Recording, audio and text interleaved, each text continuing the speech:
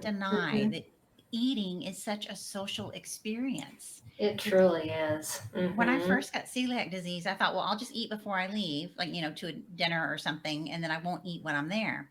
Well, Right. even if I was fine with it, it made others around me uncomfortable to Hmm. have me not eating. Never thought about that. Or I Yeah. had a friend once, pass the bread basket to me, and I said, "Why did you just do that?" And she said, "I Mm. feel so awkward." Because when you go to the restaurant and they bring out the bread first, she said, Right. "I feel so awkward eating in front of you or not offering it to you. It seems impolite." Mm. Well, that's what Hmm. happens with our kids also. Yeah.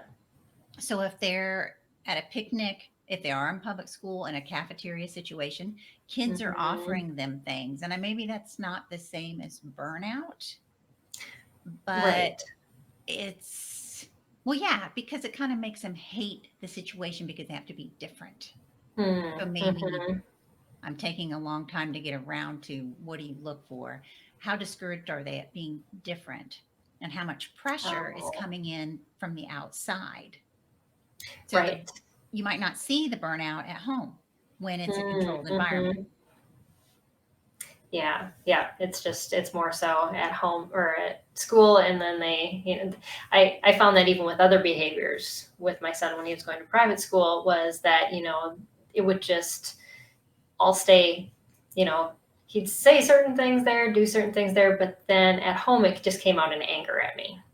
Oh, And okay. At or home. else, for Okay. the child who is the silent treatment, it's just I'm not talking to you. So behavior definitely shows a lot more. And I never even thought about behavior relating to diet as well as, other things that are bothering your child. But truly it is a societal thing. And even if they are homeschooled and maybe even go to church activities where there's food or belong to a sports team where they bring snacks, there's so many ways that we get in those difficult food situations.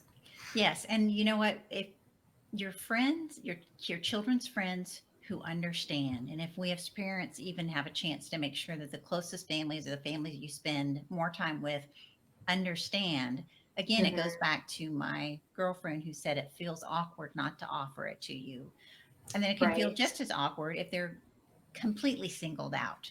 It's not Hmm. like a dunce cap, but it is singling them out. So Hmm. um, maybe we need to talk to our kids when they've been in something like that. I think about basketball programs that are going on right now, or if they're on swim team, just any of those things that you Right. mentioned. We need to Hmm. open up and try to find out. And if we're not at the event, like I never will forget, Yeah. I always tried to completely replicate what they were having where my daughter Mm. was going to be at the party for her. And I remember a Wow. pool party with the swim team. I'd called ahead of time, found out what they were going to be having, Hmm. replicated it, brought it, dropped her off because it was one of those drop off things. So this was Hmm. mid elementary age. And then when I came back a little early to pick her up just to visit with some of the moms, I wasn't trying to spy on her or anything. She was eating all the food and not eating what I brought her. And I was like, Oh no.